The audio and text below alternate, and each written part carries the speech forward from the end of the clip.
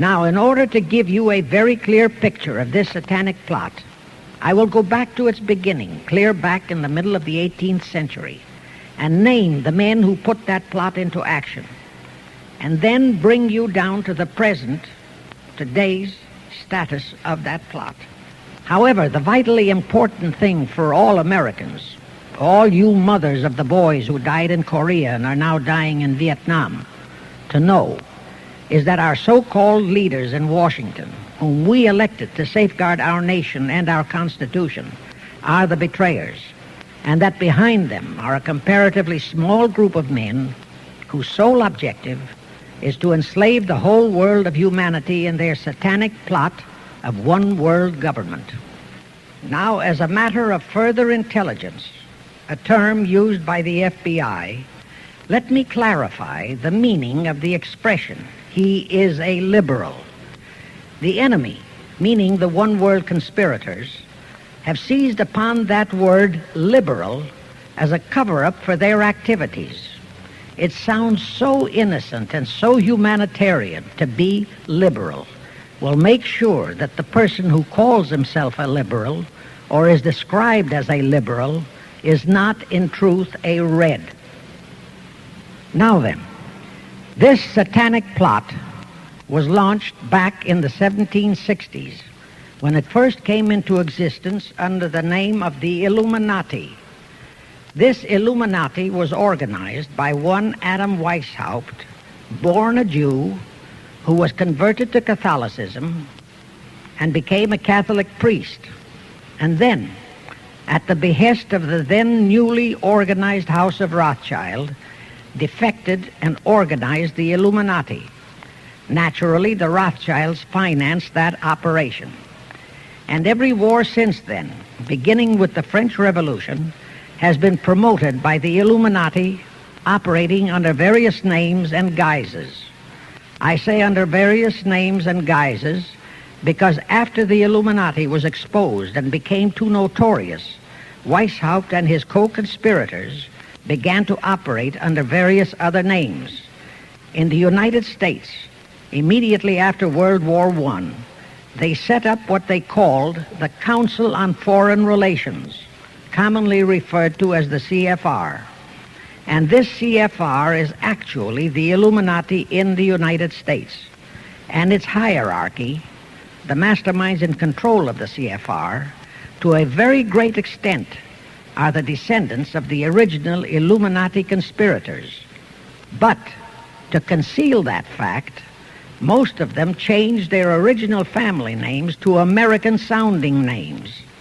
For example, the true name of the Dillons, Clarence and Douglas Dillon, once Secretary of the U.S. Treasury Department, is Lepowski. I'll come back to all this later. There is a similar establishment of the Illuminati in England, operating under the name of the British Institute of International Affairs. There are similar secret Illuminati organizations in France, Germany, and other nations operating under different names. And all these organizations, including the CFR, continuously set up numerous subsidiary or front organizations that are infiltrated into every phase of the various nations' affairs. But at all times, the operations of these organizations were and are masterminded and controlled by the internationalist bankers, who in turn were and are controlled by the Rothschilds. The details of how they accomplished the setting up of the CFR in the United States, as also in the other nations, are far too voluminous to be described in this dissertation. But you can find it complete in News Bulletin number 122, entitled UN is Spawn of the Illuminati, and News Bulletin number 123, entitled CFR Completely Unmasked as Illuminati. Both are published by the Cinema Educational Guild, Post Office Box 46205, Hollywood, California. You can get them for 50 cents per copy by writing to that address. Those news bulletins reveal the names of the original founders of the Illuminati and the Americanized names of their descendants in the present CFR. Now I'll go back to the activities of the original Illuminati conspirators. As revealed in News Bulletin number 122, one branch of the Rothschild family had financed Napoleon. Another branch of the Rothschilds, both branches the real masterminds of the Illuminati, financed Britain, Germany, and the other nations in the Napoleonic Wars. Immediately after the Napoleonic Wars, the Illuminati assumed that all the nations were so destitute and so weary of wars that they'd be glad for any solution. So the Rothschild stooges set up what they called the Congress in Vienna, and at that meeting they tried to create the first League of Nations, their first attempted one world government, on the theory that all the crowned heads of the European governments were so deeply in debt to them that they would willingly or unwillingly serve as their stooges. But the Tsar of Russia caught the stench of the plot and completely torpedoed it. The enraged Nathan Rothschild, then the head of that dynasty, vowed that someday he or his descendants would destroy the Tsar and his entire family. And his descendants did accomplish that very threat in 1917. At this point, bear in mind that the Illuminati was not set up to operate on a short-range basis. Normally, a conspirator of any type enters into a conspiracy with the expectation of achieving his objective during his own lifetime. But that was not the case with the Illuminati. True, they hoped to accomplish their objective during their lifetime. But, paraphrasing The Show Must Go On, the Illuminati operates on the very long-range basis. Whether it will take scores of years or even centuries, they have dedicated their descendants to keep the plot boiling until they hope the conspiracy is achieved. Now let's go back to the birth of the Illuminati. Adam Weishaupt was a Jesuit-trained professor of canon law, teaching in Ingolstadt University when he defected from Christianity to embrace the Luciferian conspiracy. It was in 1770 that the professional moneylenders, the then recently organized House of Rothschild, retained him to revise and modernize the age-old protocols of Zionism, which from the outset was designed to give the synagogue of Satan, so named by Jesus Christ, ultimate world domination, so they could impose the Luciferian ideology upon what would remain of the human race after the final social cataclysm by use of satanic despotism. Weishaupt completed his task May 1st, 1776. Now you know why May 1 is the great day with all communist nations to this very day. That was the day, May 1, 1776, that Weishaupt completed his plan and officially organized the Illuminati to put the plan into execution. That plan required the destruction of all existing governments and religions. That objective was to be reached by dividing the masses of people whom he, Weishaupt, termed Goyim, or human cattle, into opposing camps in ever-increasing numbers on political, social, economic, and other issues, the very conditions we have in our country today. The opposing sides were then to be armed and incidents provided which would cause them to fight and weaken themselves and gradually destroy national governments and religious institutions. Again, I say, the very conditions in the world today. And at this point, let me stress a prime feature of the Illuminati plans. When and if their blueprint for world control, the protocols of the elders of Zion, is discovered and exposed, they would wipe all the Jews off the face of the earth in order to divert suspicions from themselves. If you think this is far-fetched, bear in mind that they permitted Hitler, a liberal socialist himself, who was financed by Krupp, Kennedy, the Warburgs, and the Rothschilds, to incinerate 600,000 Jews. Now, just why did the conspirators choose the word Illuminati for their satanic organization? Weishaupt himself said that the word is derived from Lucifer and means holders of the light, using the lie that his objective was to bring about a one-world government to enable those with mental ability to govern the world and prevent all wars in the future. In short, using the word peace on earth as his bait, exactly as that same bait, peace, was used by the 1945 conspirators to foist the United Nations on us. Weishaupt, financed, I repeat, by the Rothschilds, recruited some 2,000 paid followers. These included the most intelligent men in the fields of arts and letters, education, the sciences, finance, and industry. He then established lodges of the Grand Orient, Masonic lodges, to be their secret headquarters. And I again repeat that in all of this, he was acting under orders from the House of Rothschild. The main features of the Weishaupt plan of operation required his Illuminati to do the following things to help them to accomplish their purpose. Number one, use monetary and sex bribery to obtain control of men already in high places in the various levels of all governments and other fields of endeavor. Once influential persons had fallen for the lies, deceits, and temptations of the Illuminati, they were to be held in bondage by application of political and other forms of blackmail, threats of financial ruin, public exposure and physical harm, even death, to themselves and loved members of their families. Do you realize how many present top officials in our federal government in Washington are controlled in just that way by the CFR? Do you realize how many homosexuals in our State Department, the Pentagon, all federal agencies, even in the White House, are controlled that way? Number two, Illuminati on the faculties of colleges and universities were to cultivate students possessing exceptional mental ability belonging to well-bred families with international leanings and recommend them for special training in internationalism. Such training was to be provided by granting scholarships to those selected by the Illuminists.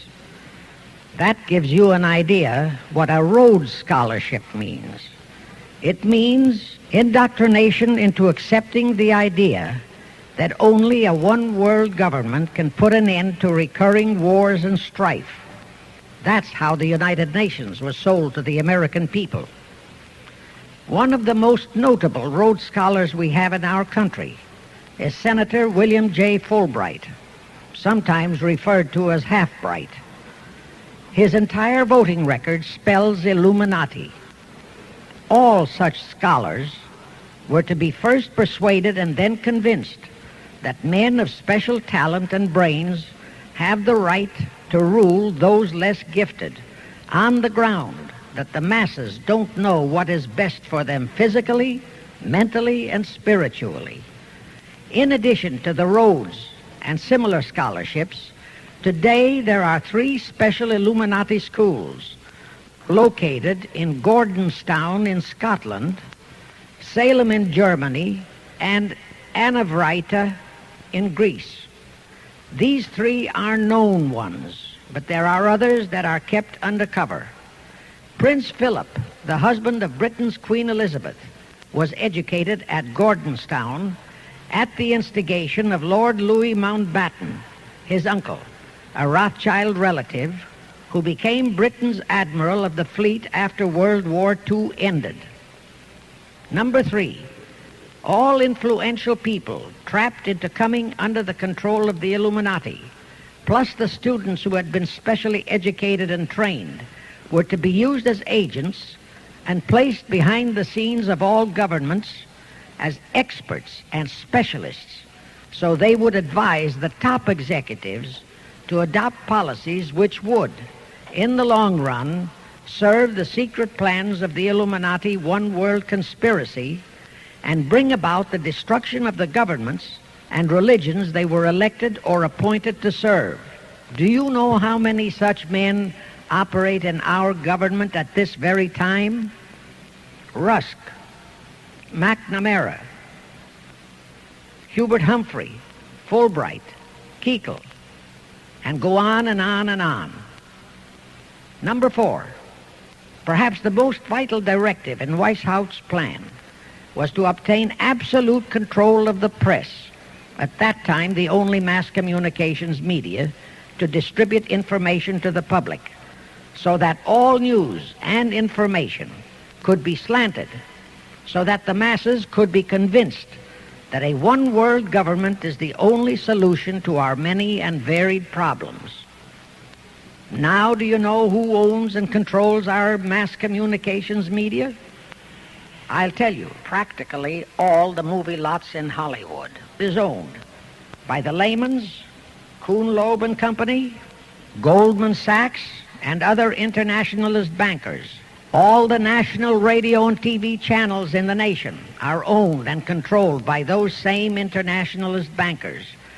The same is true of every chain of metropolitan newspapers and magazines, also of the press wire services, such as Associated Press, United Press International, etc. The supposed heads of all those media are merely the fronts for the internationalist bankers, who in turn compose the hierarchy of the CFR, today's Illuminati in America. Now can you understand why the Pentagon's press agent Sylvester so brazenly proclaimed that the government has the right to lie to the people? What he really meant was that our CFR-controlled government had the power to lie to and be believed by the brainwashed American people. And let's again go back to the first days of the Illuminati. Because Britain and France were the two greatest world powers in the late years of the 18th century, Weishaupt ordered the Illuminati to foment the colonial wars, including our Revolutionary War, to weaken the British Empire and organize the French Revolution to destroy the French Empire. He scheduled the French Revolution to start in 1789. However, in 1784, a true act of God placed the Bavarian government in possession of evidence which proved the existence of the Illuminati, and that evidence could have saved France if they, the French government, hadn't refused to believe it. Here is how that act of God happened. It was in 1874 that Weishaupt issued his orders for the French Revolution. A German writer named Zwack put it into book form. It contained the entire Illuminati story and Weishaupt's plans. A copy of this book was sent to the Illuminists in France, headed by Robespierre, whom Weishaupt had delegated to foment the French Revolution. The courier was struck and killed by lightning as he rode through Ralston on his way from Frankfurt to Paris. The police found the subversive documents on his body and turned them over to the proper authorities. After careful study of the plot, the Bavarian government ordered the police to raid Weishaupt's newly organized lodges of the Grand Orient and the homes of his most influential associates. All additional evidence thus discovered convinced the authorities the documents were genuine copies of the conspiracy by which the Illuminati planned to use wars and revolutions to bring about the establishment of a one-world government, the powers of which they, headed by the Rothschilds, intended to usurp as soon as it was established. Exactly in line with the United Nations plot of today. In 1785, the Bavarian government outlawed the Illuminati and closed the lodges of the Grand Orient. In 1786, they published all the details of the conspiracy. The English title of that publication is The Original Writings of the Order and Sect of the Illuminati. Copies of the entire conspiracy were sent to all the heads of church and state in Europe. But the power of the Illuminati, which was actually the power of the Rothschilds, was so great that this warning was ignored. Nevertheless, Illuminati became a dirty word, and it went underground. At the same time, Weishaupt ordered Illuminists to infiltrate into the lodges of Blue Masonry and form their own secret societies within all secret societies. Only Masons who proved themselves internationalists and those whose conduct proved they had defected from God were initiated into the Illuminati. Thenceforth, the conspirators donned the cloak of philanthropy and humanitarianism to conceal their revolutionary and subversive activities. In order to infiltrate into Masonic lodges in Britain, Weishaupt invited John Robison over to Europe. Robison was a high-degree Mason in the Scottish Rite. He was a professor of natural philosophy at Edinburgh University and secretary of the Royal Society of Edinburgh. Robison did not fall for the lie that the objective of the Illuminati was to create a benevolent dictatorship, but he kept his reactions to himself so well that he was entrusted with a copy of Weishaupt's revised conspiracy for study and safekeeping. Anyway, because the heads of state and church in France were deluded into ignoring the warnings given them, the revolution broke out in 1789 as scheduled by Weishaupt. In order to alert other governments to their danger, in 1798 Robison published a book entitled Proof of a Conspiracy to Destroy All Governments and Religions. But his warnings were ignored, exactly as our American people have been ignoring all warnings about the United Nations and the Council on Foreign Relations, the CFR. Now here is something that will stun and very likely outrage many who hear this. But there is documentary proof that our own Thomas Jefferson and Alexander Hamilton became students of Weishaupt's. Jefferson was one of Weishaupt's strongest defenders when he was outlawed by his government. And it was Jefferson who infiltrated the Illuminati into the then newly organized lodges of the Scottish Rite in New England. Here is the proof. In 1789, John Robison warned all Masonic leaders in America that the Illuminati had infiltrated into their lodges. And on July 19, 1789, David Papin, president of Harvard University, issued the same warning to the graduating class and lectured them on the influence Illuminism was acquiring on American politics and religion. And to top it off, John Quincy Adams, who had organized the New England Masonic lodges, issued his warnings. He wrote 3 letters to Colonel William L. Stone, a top Mason, in which he exposed how Jefferson was using Masonic lodges for subversive, Illuministic purposes. Those 3 letters are at this very time in Rittenberg Square Library in Philadelphia. In short, Jefferson, founder of the Democratic Party, was a member of the Illuminati, which at least partly accounts for the condition of the party at this time. And through infiltrations of the Republican Party, we have exactly nothing of loyal Americanism today. That disastrous rebuff at the Congress at Vienna, created by the Tsar of Russia, did not by any means destroy the Illuminati conspiracy. It merely forced them to adopt a new strategy. Realizing that the one world idea was, for the moment, killed, the Rothschilds decided that to keep the plot alive, they'd have to do it by heightening their control of the money systems of the European nations. Earlier, by a ruse, the outcome of the Battle of Waterloo had been falsified.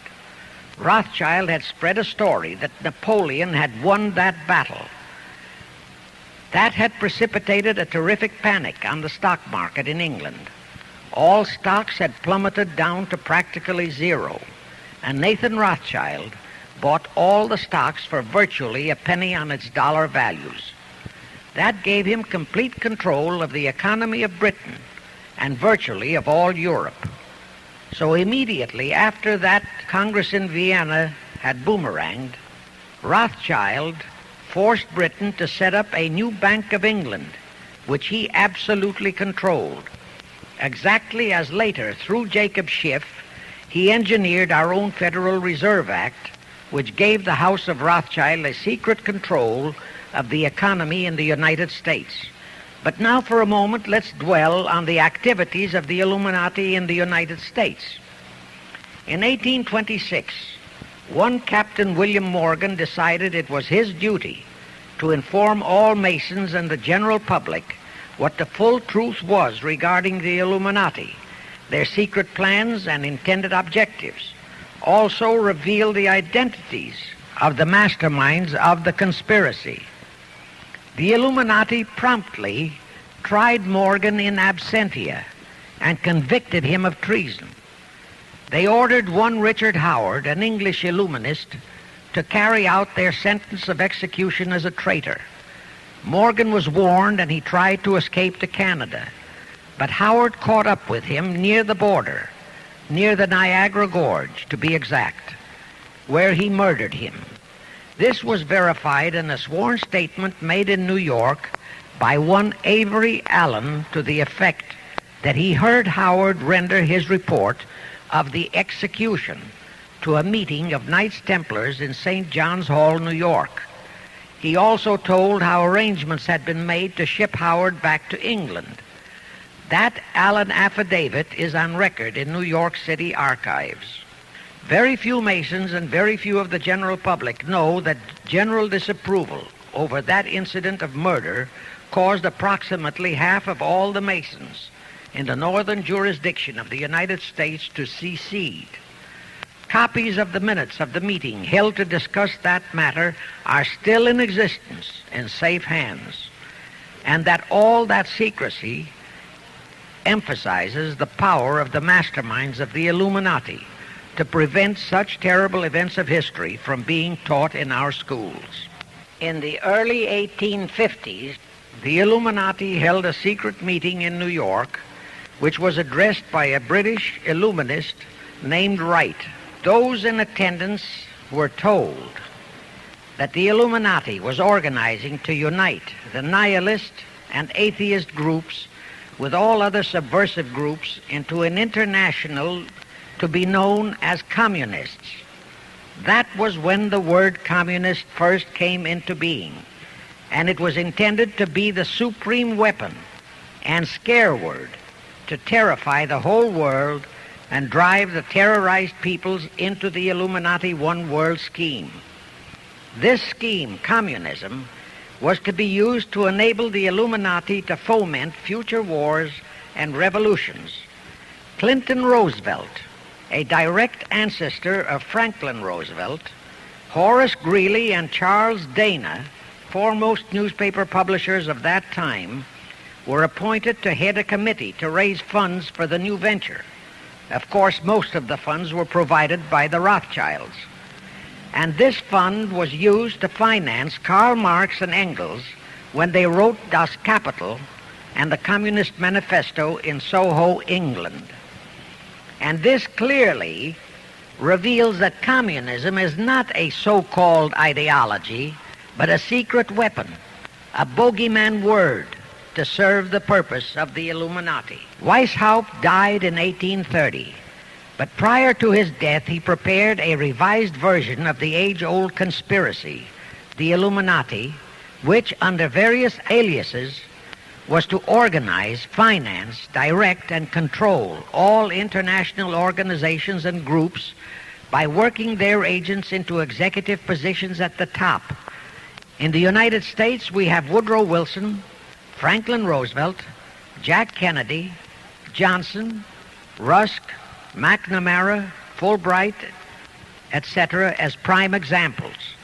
In addition, while Karl Marx was writing the Communist Manifesto under the direction of one group of Illuminists, Professor Karl Ritter of Frankfurt University was writing the antithesis under direction of another group.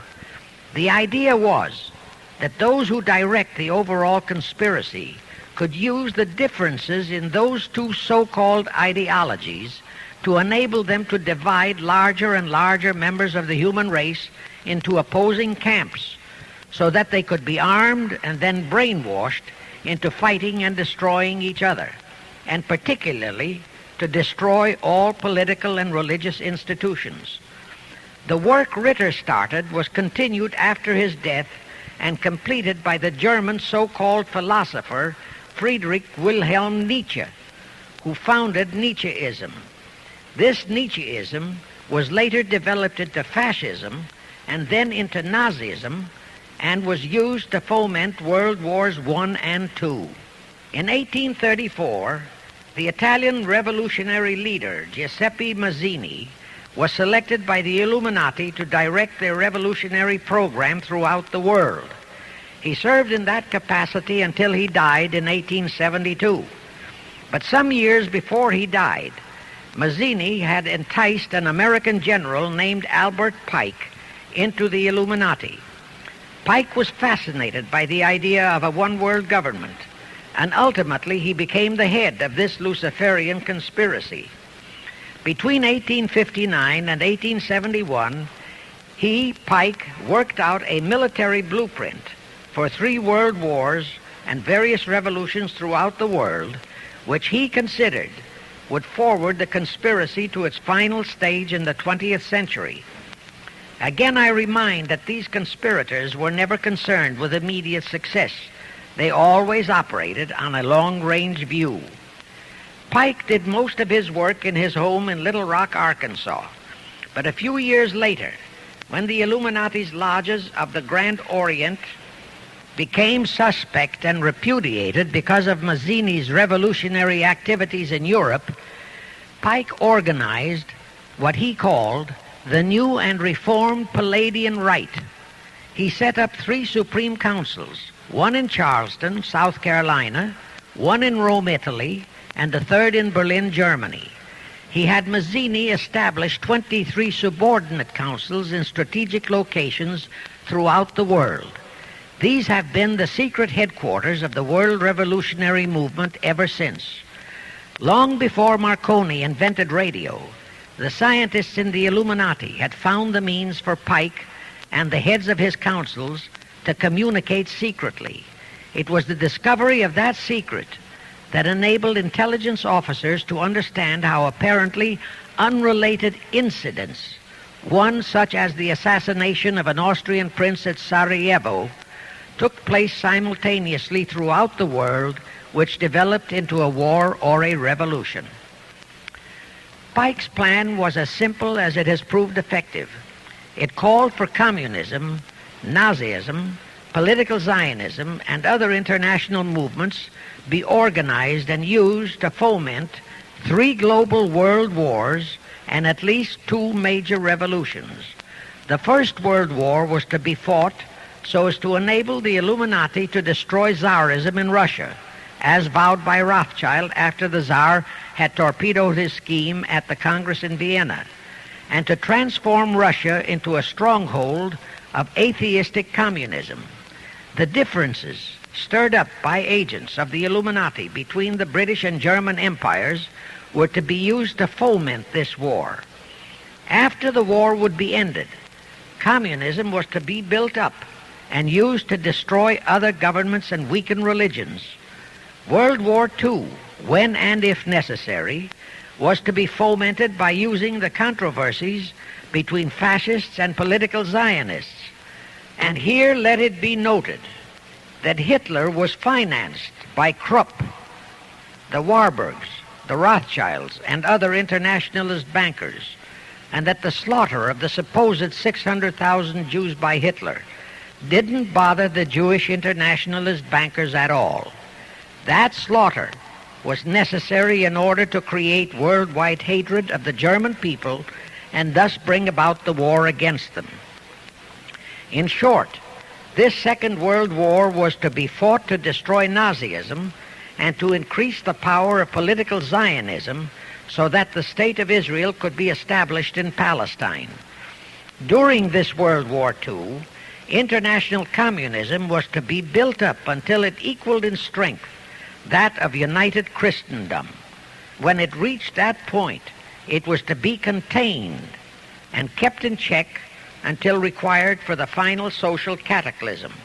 As we know now, Roosevelt, Churchill, and Stalin put that exact policy into effect, and Truman, Eisenhower, Kennedy, and Johnson continued that same exact policy.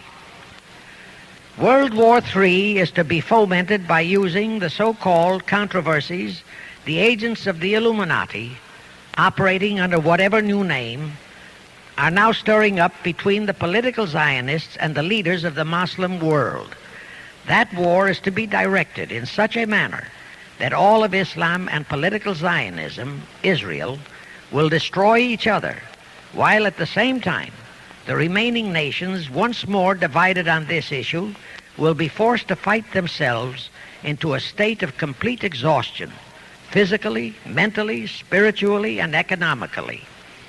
Now, can any thinking person doubt that the intrigue now going on in the Near, Middle, and Far East is designed to accomplish that satanic objective?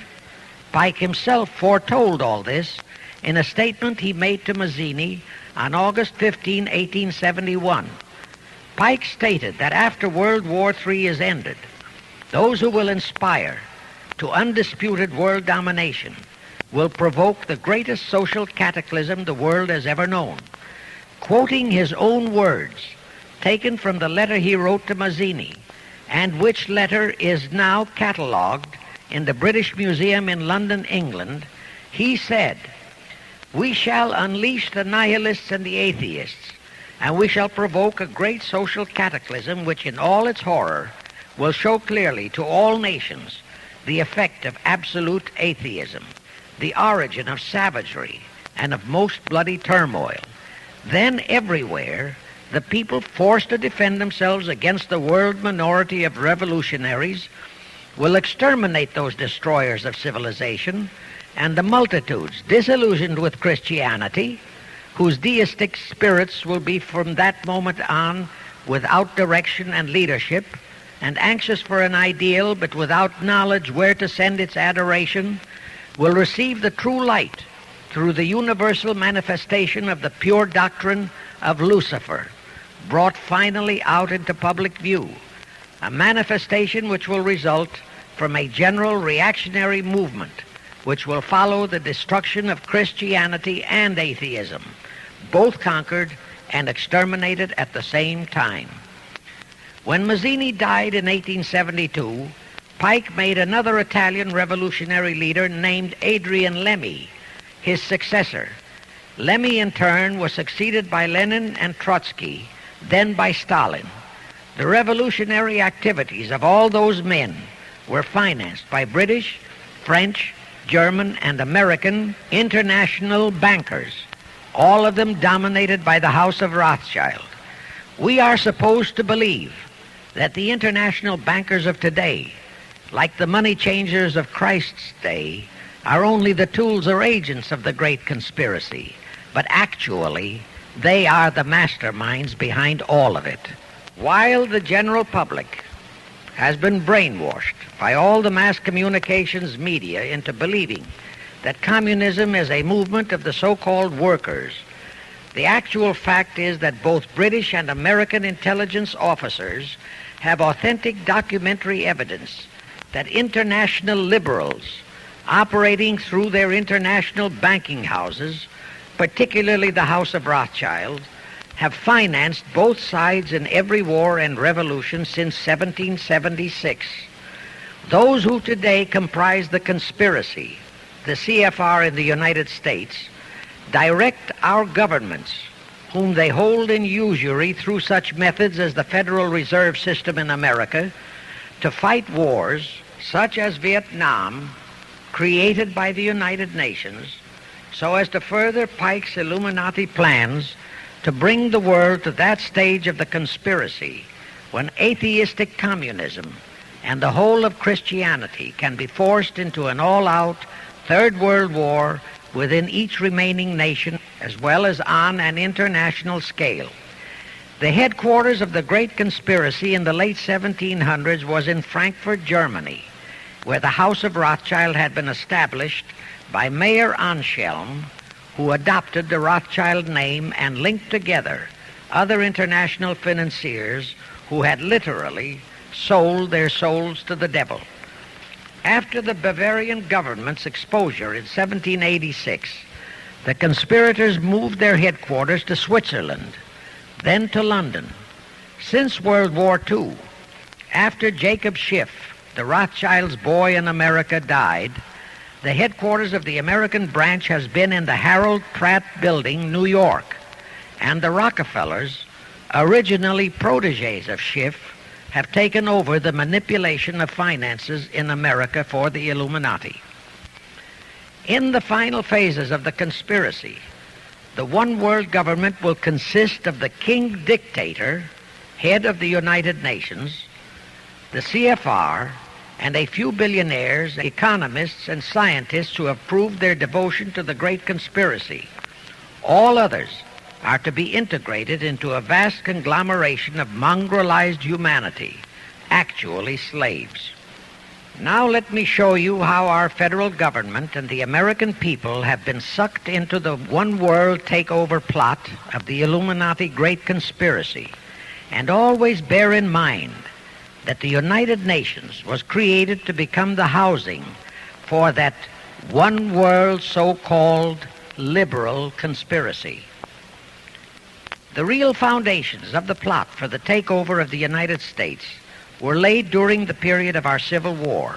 Not that Weishaupt and the earlier masterminds had ever overlooked the New World. As I have previously indicated, Weishaupt had his agents planted over here as far back as the Revolutionary War. But George Washington was more than a match for them. It was during the Civil War that the conspirators launched their first concrete efforts. We know that Judah Benjamin, chief advisor of Jefferson Davis, was a Rothschild agent. We also know that there were Rothschild agents planted in Abraham Lincoln's cabinet who tried to sell him into a financial dealing with the House of Rothschild. But old Abe saw through the scheme and bluntly rejected it, thereby incurring the undying enmity of the Rothschilds, exactly as the Russian Tsar did when he torpedoed their first League of Nations at the Congress in Vienna. Investigation of the assassination of Lincoln revealed that the assassin, Booth, was a member of a secret conspiratorial group